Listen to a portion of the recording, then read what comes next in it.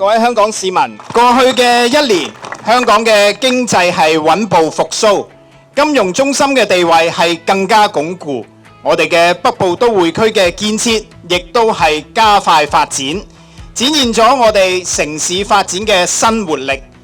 但係與此同時，我哋亦都係睇到大埔嘅火災為社會帶嚟一個沉重嘅教訓。呢個亦都係揭示咗社會上面有重要嘅問題係需要去解決。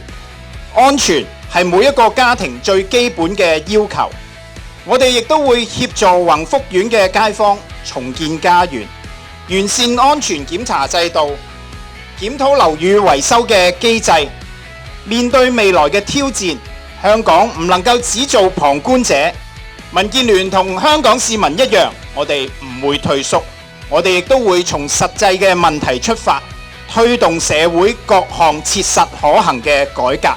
我哋係要主動咁對接國家15+5嘅規劃，發揮香港金融、貿易、航運嘅優勢，加快建設北部都會區，打造新嘅創科新引擎。